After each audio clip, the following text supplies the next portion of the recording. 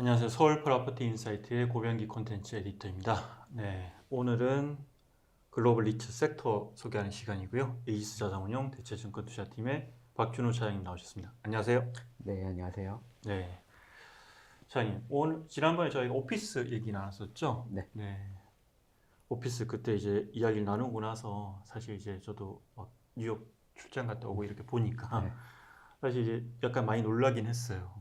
뉴욕 가니까 사실 오피스 시장의 양극화가 상당히 심각하더라고요. 그래서 사실 그 실제로 이제 현상을 보면서 앞으로 오피스 리츠 시장에 많은 변화가 있겠구나 이런 생각 살짝 들었고요.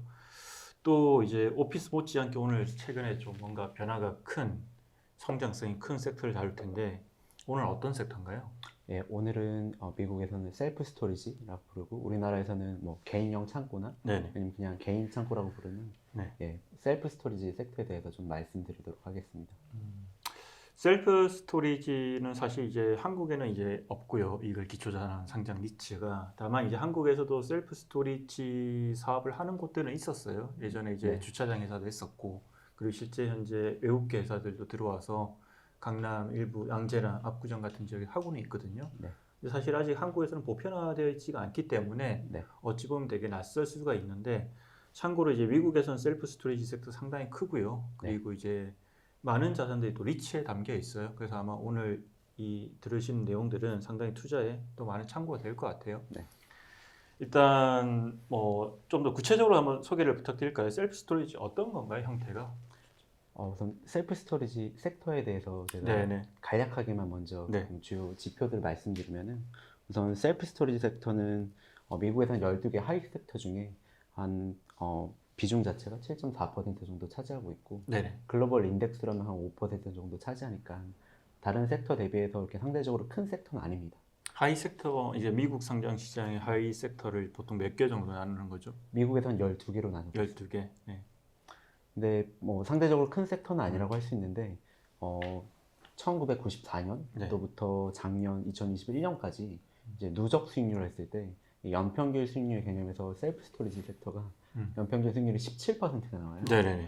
그 하이 섹터 중에서는 가장 수익률이 높은 섹터라고 할 수 있고요. 네. 사실 뭐 데이터 센터나 뭐 통신 타워 같은 경우도 그 수익률이 굉장히 높은데 네네. 이것들은 아직까지는 데이터가 최근에 상장된 기업들이 그쵸. 많기 때문에 데이터가 그렇게 길진 않고 94년도부터 해서 20년 이상 데이터가 있는 섹터 중에서는 가장 수익률이 높은 섹터라고 할 수 있겠습니다.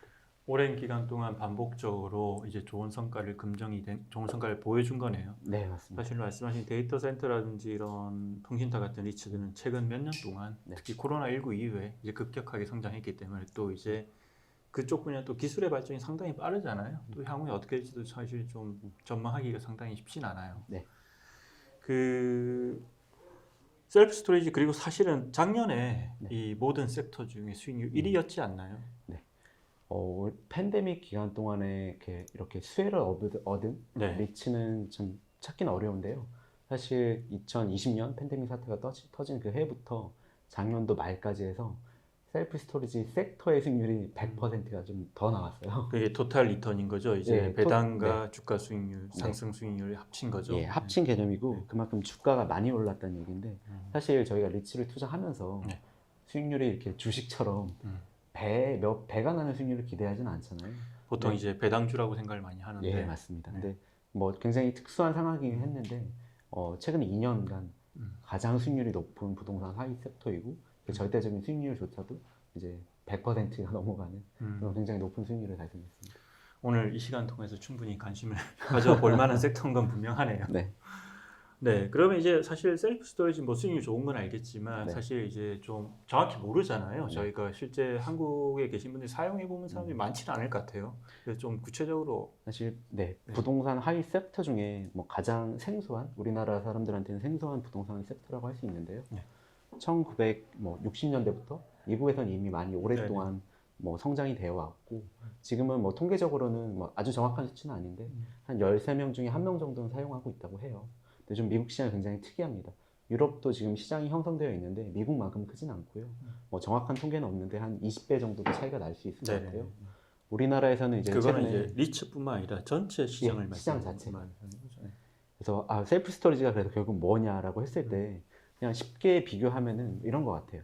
저희가 유럽 여행 가게 되면은 네. 기차역에서 여행할 때 짐이 너무 많으니까 그 짐을 이제 여행해서 이제 맡기는 창고가 있는데 돈을 주고 맡기거든요. 그런 것들이 이제 점차 상업용으로 잘 이렇게 자리 잡았는데 미국 시장에서는 정말 개인 용품, 네네. 뭐 개인의 뭐 가구나 짐, 다양한 뭐 레저 용품들을 그냥 창고에다 정말 맡길 수 있는 이런 시장이 형성됐고 그게 굉장히 오랫동안 성장해 오면서 지금 미국 시장에서 굉장히 성숙된 시장이고요. 저희가 뭐 저는 재밌게 읽은 책 중에 이 박성식님의 공간의 가치라는 책을 재밌게 네네네. 읽었었는데 네네. 거기서는 이 셀프 스토리지가 뭐 형식적으로는 창고지만은 실질적으로는 주거의 수납 공간이라고 얘기하고 있어요. 어떤 의미냐면요. 저희가 뭐 주거용 이제 공간이 굉장히 가격이 비싼데 뭐 예를 들어 우리가 뭐 강남에는 네. 평당 1억 하는 아파트들이 많이 있거든요. 그렇죠. 그럼 내가 한 10평 되는 공간에 내 개인 짐을 그냥 쌓아만 둔다면은 이제 10억짜리 이제 창고를 사용하는 거죠. 네네. 그럴 때 이제 우리가 좀 더 저렴한 공간으로 이 개인 물건을 옮겨서 사용할 수 있다면은 경제적 효용도 늘어날 수 있고 사실 요새 집값이 굉장히 높기 때문에 그렇죠. 네. 젊은 사람 입장에서는 자꾸 이제 도심 속의 공간의 가격이 비싸지기 때문에 내가 가질 수 있는 활용할 수 있는 공간이 줄어들어서 거기 있는 짐들을 이렇게 셀프 스토리지로 이전할 수 있다면은 실제 삶의 효용도 굉장히 늘어나는 형태다. 그래서 그런 의미에서는 이 도시가 계속 성장하면서 도시의 공간의 가격이 올라가고 그런 면에서 함께 성장하고 있는 섹터다 이렇게 보시면 될 것 같아요. 이게 사실 이제 저희도 어찌 보면 유심히 살펴보면 한국에서 잘 보여요. 일단 지하철 역사라든지 그리고 미니 창고 다락이라든지 그리고 오피스 빌딩의 지하에도 최근에 많이 들어가거든요. 그리고 임대주택에도 들어가는데 사실 거기서 이제 볼 수 있는 건 좀 사이즈가 작은데 이제 실제로 이제 미국에서 보는 셀프 스토리지 상당히 큽니다. 이게 보면 가끔 영화를 보다 보면 이제 미국에 이제 픽업 트럭 끌고 가서 막 큰 창고에서 물건 꺼내잖아요. 그 정도로 크거든요, 사실은 보면. 그래서 사실 미국이라는 그 나라 자체가 우리나라는 절대적으로 비교하기 어려운 굉장히 광활한 영토를 가지고 있어서 좀 다르다라고 말씀드릴 수 있고요. 좀 우리나라에서도 말씀해 주신 것처럼 다락처럼 새로운 스타트업이 이 산업을 좀 성장시키기 위해서 굉장히 적극적으로 비즈니스를 영위하고 있는데 이게 뭐 셀프 스토리지는 어떤 거라고 정확하게 좀 규정하기는 어려워요. 형태 자체가. 미국처럼 큰 형태도 있고 우리나라에서는 좀 더 프리미엄으로 도심 속에 조금 더 조그마한 공간을 이렇게 발전되고 있는데 이런 도심 속 공간 말고도 개인형 창고가 좀 외곽 지역으로 가면은 정말 사람들이 이사하려고 했을 때 이사 날짜가 안 맞아서 내 전체 가구로 통으로 다 맡겨야 된다. 그렇죠. 그러면 이제 도심 속에 있는 이런 셀프 스토리지로 가는 게 아니라 조금 더 도심 외곽에 있는 아예 전문 컨테이너 박스나 훨씬 더 큰 창고로 이용하기 때문에 그렇죠. 셀프 스토리지도 그런 형태도 있고 아니면 도심 속에 정말 좀 이게 소형 형태도 있다, 좀 프리미엄 형태도 있다, 이렇게 좀 분리되어 있다 이렇게 보실 수 있어요. 그렇죠. 이게 가끔 이제 회사 주재원 나가시는 분들이 이제 갑자기 이사를 해야 될 때 이제 잠깐 단기간 맡겨둘 장소 그럴 때 쓸 수도 있고요. 이 셀프 스토리지 뭐 사실 한국에서는 실제로 이제 활용도가 되게 낮다고 느껴지는 이유가 이게 실제 이게 월세 개념을 또 내야 되잖아요. 이거에 대한 장벽도 분명히 있는 것 같아요, 한국에서는. 사실 근데 최근에 이제 그 다락 같은 경우에 저희도 얘기를 들은 건데 생각보다 그 오큐판시 레이트라고 하죠. 그 점유율이 80% 이상 나오고 있어요. 신규 산업인데도. 근데 미국에서는 원래 하나의 셀프 스토리지를 만들고 나면은 이게 운영이 이제 올라가는데 시간이 꽤 걸리거든요. 생각보다 우리나라에서 잘 되고 있는 건데 아직까지는 이게 비싸서 이걸 내기 싫다 이런 것들보다 잘 몰라서 안 쓰고 있다. 근데 이걸 한번 쓴 사람들은 재이용률이 생각보다 굉장히 높아요. 그래서 이런 것들의 효용을 한번 느끼신 분들은 이제 사용 빈도가 높아지고 그 전에 모르셨던 분들도 이제 점차 이런 것들을 알아가면서 사용자 수도 늘어나고 있다. 이게 실제로도 저도 이제 한국에서 점차 조금씩 열릴 것 같은 생각이 드는 게 사실 예전에 AJ 파크였죠. 지금은 비인수됐지만 이제 이 회사에서도 한 5, 6년 전에 시도를 한 적이 있어요. 그때는 근데 약간 좀 입지 선택의 어떤 잘못된 입지 선택과 너무 빠른 포기로 인해서 금방 접었는데 실제 이게 엑스트라 스페이스 같은 이제 외국 회사가 있어요. 여기 같은 경우는 이제 양재동에도 있고 압구정에도 이제 모 상가 지하에 있는데 상당히 잘 되는 걸로 알고 있거든요, 둘 다. 근데 특히 양재동 같은 경우에 이제 골프 치시는 분들이나 이렇게 뭔가 이제 수도권을 이동하시는 분이 중간에 거점으로 많이 활용을 하시더라고요. 그래서 점점 이게 생길 수 있는 토양은 이제 형성되고 있지 않나 그 생각은 들어요. 근데 또 어떤 형태로 또 제가 개인적인 경험에 있어서는 제가 지인의 집에 놀러 갔는데 네. 이게 새로 생긴 신축 아파트였고요. 네. 사실 그때 저도 골프를 치고 있어서 네. 이제 스크린 골프 가려고 골프 책을 챙겨와야 되는데 기다리라고 하더니 주차장에서 잠깐 기다리라고 하더라고요. 그랬더니 어딜 가더니 제가 따라가 보니까 네.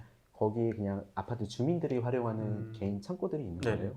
근데 그 개인 창고에 뭐가 있나 저도 궁금해서 보니까 골프 백도 있고 우리나라는 사계절이 굉장히 뚜렷해서 그렇죠. 이제 계절용품들 사용하지 않는 뭐 선풍기나 그리고 아이들이 있는 집들은 굉장히 장난감이나 이런 게 많아서 그런 것들을 활용하고 있는데 그게 인기가 굉장히 많아서 네. 입주민들이 다 사용할 수 있는 게 아니라 굉장히 경쟁력이 높다고 하더라고요. 네.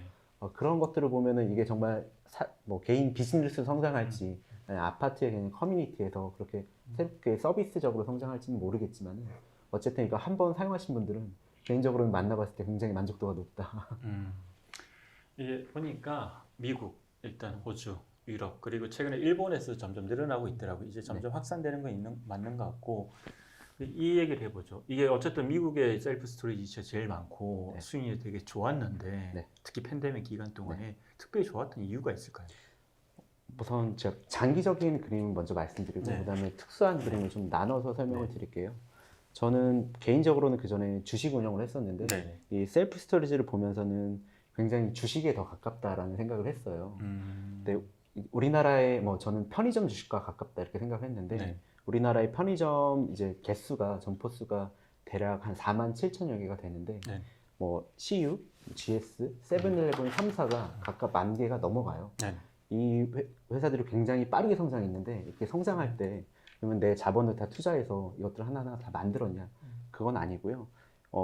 편의점이라는 업 자체가 좀 기업형 경쟁력 있는 슈퍼마켓이라고 했을 때 과거에는 저희가 동네별로 다 슈퍼마켓들이 있었잖아요. 그렇죠. 네. 근데 이 동네별로 있었던 개인 사업자들 슈퍼마켓들이 이 편의점이라는 이 기업형 슈퍼마켓으로 간판을 갈아타면서 이렇게 전환되는 거라고 저는 생각을 하거든요. 동네에서 많이 보던 장면이죠. 네. 앞에 슈퍼가 바뀌는 장면. 네, 근데 공교롭게도 미국의 셀프 스토리지 점포 수 자체가 4만 7천여 개랑 우리나라의 편의점이랑 비슷해요.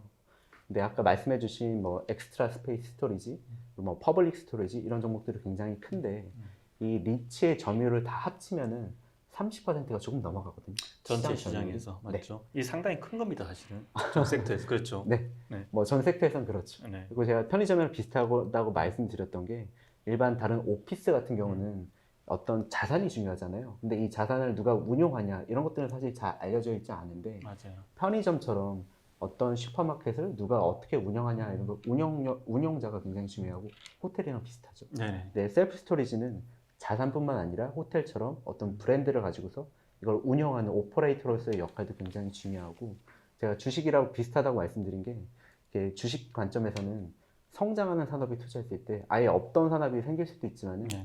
기존에 굉장히 프래그먼트되어 있는 산업이 통합되는 과정에서 굉장히 큰 성장이 나와요. 그게 제가 편의점을 외로 말씀드린 거고요. 그런 면에서 미국에 있는 개인형 창고들도 경쟁력을 가진 규모의 경제를 갖춘 리츠들이 그 전에 있던 지역 사업자들을 이렇게 통합하면서 M&A 그러면서 굉장히 높은 수익률을 내고 있다라고 말씀드릴 수 있고요.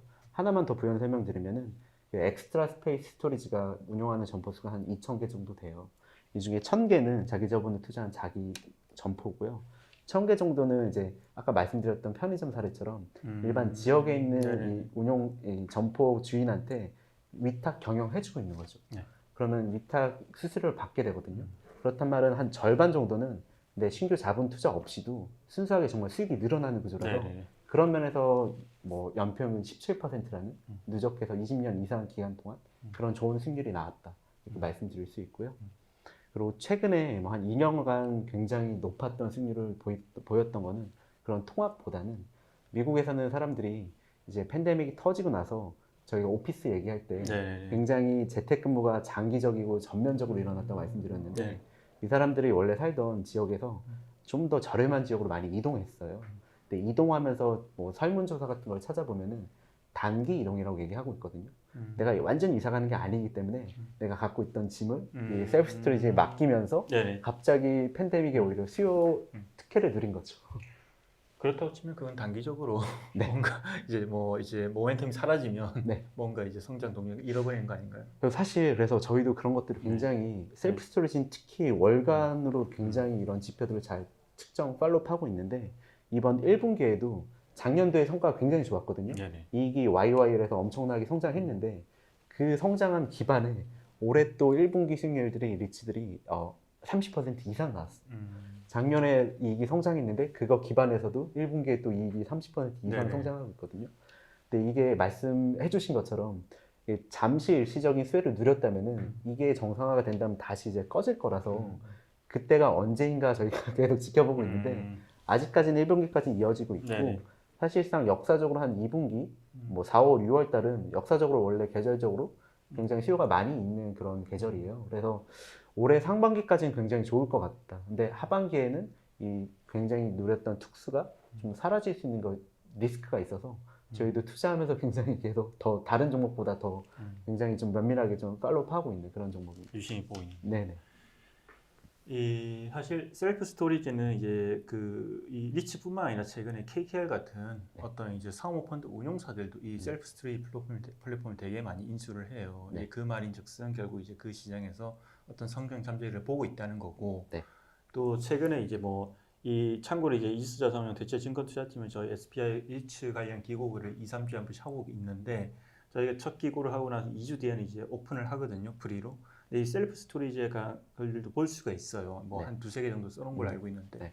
상당히 자세하게 나와 있고 방금 이제 설명해 주신 어떤 이제 셀프 스토리지 어떤 리츠 시장의 지형이라든지 네. 그리고 최근의 성장세, 성장 배경 그리고 주요 종목까지 나와 있으니까 그리고 뭐 그 외에 또 다른 변수도 하나 적어 주시긴 했어요. 제가. 네. 네, 그래서 그걸 보시면 되고 네. 실제로 이제 그 글들을 보고 이제 모 대기업에서 여기 이제 대체증권투자님 소개시켜달라고 연락이 왔었어요. 그래서 그런 것들을 봐도 네. 한국에서도 이제 이런 비즈니스의 어떤 가능성을 되게 보고 있다는 생각이 들고 또 저는 사실 이 생각도 들어요. 한국에서도 궁극적으로 셀프 스토리지 리츠가 나오지 않을까. 왜냐하면 아까 이제 차장님께서 이 운영이 중요하다는 얘기를 해주셨는데 네. 또 이게 셀프 스토리지 특징이 자산이 작잖아요. 네. 그러니까 한두 개에서는 네. 이제 승부를 보기 힘들고 네. 포트폴리오 묶어서 크게 가져가야 되는데 또 운영도 중요하고 네. 그러다 보니까 요즘에 실제 작은 운용사들이 양극화가 심해지는 상황에서 대형사와 경쟁하기 위해서 그러니까 자산이 크지 않으면서 네. 운영 노하우가 있는 자산이 뭐가 있을까 얘기하면서 그 과정에서 셀프 스토리지 얘기하시는 분 꽤 많아요. 그래서 그런 걸 보면 최근에 인더스트리 측면에서는 분명 변화가 일어나고 있고요. 아까 말씀드린 다락도 있고 이미 진출한 해외 기업도 있고 그리고 아까 또 대기업도 타진한다고 얘기 드렸고 또 이 캐피탈 시장에서도 움직임이 있기 때문에 이게 결합된 상품이 궁극적으로 리츠라는 형태로 조만간 한국에 나오지 않을까 이 생각이 살짝 듭니다. 네, 이게 나오게 되려면은 어쨌든 리츠는 정부에서도 굉장히 이거에 대해서 중요하게 생각하고 있잖아요. 리츠에 나오려면은 리츠라는 상품 비이클로 셀프 스토리지가 나오려면 이미 굉장히 안정화된 그런 맞아요. 운영 형태를 보여야 되기 때문에 굉장히 리츠로 나왔다는 말은 이게 이미 잘 성장했다, 그렇죠. 안정적으로 수익이 나와서 투자자들한테 배당도 다 돌아갈 수 있다 이런 측면이라서 나오게 된다면 굉장히 저도 재미있는 그런 네. 섹터가 될 것 같아요. 네, 그래서 이제 저희가 뭐 단기간에 나온다는 거 아니에요. 방금 네, 말씀하셨다시피 그쵸. 네. 안정화돼야 되니까 최소 뭐 몇 년은 걸릴 것 네. 같지만 궁극적으로 이제 지금 이제 오피스, 리테일, 뭐 호텔 이런 정통적인 물류, 정통적인 섹터 위주로 이제 한국 일제 성장하고 있는데 그 정통 섹터 자체도 변화가 많이 있고 새로운 자산이 계속 부상하고 있기 때문에 이런 새로운 섹터는 계속 늘어날 거라 생각합니다. 네. 그리고 아까 그 에디터님께서 얘기해 주신 거에 미국에서는 KKR 같은 네네. 기존에는 이런 영역에 투자하지 않았던 기업들이 굉장히 투자 사례가 많이 일어나고 있거든요. 네. 한 두 가지 정도를 주목하고 있는 것 같아요. 그분들이 많이 투자하실 때는 그 투자 지역이 보통은 썬벨트 지역에 있는 리츠들을 많이, 그 셀프 네. 스토리지를 많이 인수하세요. 그 미국에서는 지금 정말 장기적인 그런 측면에서 보통 리쇼링이라고 하죠. 그렇죠. 우리나라 삼성도 미국 텍사스에 이제 공장들을 더 증설하고 있는데 기존에 다른 나라에서 생산하던 것들을 미국 자국 내에서 생산으로 이렇게 전환하면서 새롭게 이제 형성하는 그런 산업 단지들이 생겼습니다. 그렇단 말은 거기에 더 많은 사람들이 새롭게 이동하게 됐는데 그 사람들이 셀프 스토리지를 사용하다 보니까 이런 데는 신규 시장으로서 더 기회가 있다라고 생각해서 그런 쪽으로 많이 투자가 이루어지고 있고 실제로 지금 그 셀프 스토리지 섹터 안에서도 뭐 대표 종목이 뭐 퍼블릭 스토리지라고 할 수 네네네. 있는데 이런 종목들보다 이 썬벨트 지역의 포트폴리오를 많이 보유한 그런 종목, 그런 리츠가 더 높은 성장성을 보이고 있어요. 퍼블릭 스토리지는 썬벨트 지역에 많이 이제 그 비중이 익스포저 크지 않나 보죠. 예, 크진 않고요. 미국 전역의 포트폴리오가 더 이렇게 분산돼 있긴 한데 선벨트 지역만 아주 집중적으로 투자하는 그런 리츠도 있어요. 그런 리츠가 지금 더 높은 수익성, 더 높은 성장성을 보이고 있습니다. 그게 사실 요즘에 이제 그 꼭 셀프 스토리지뿐만 아니라 오피스나 주거도 그쵸. 그쪽 지역에 집중적으로 투자하는 리츠들이 상당히 수익률이 높죠. 네. 네, 1부를 여기서 끊고 2부에서 이어갈까요? 네. 네.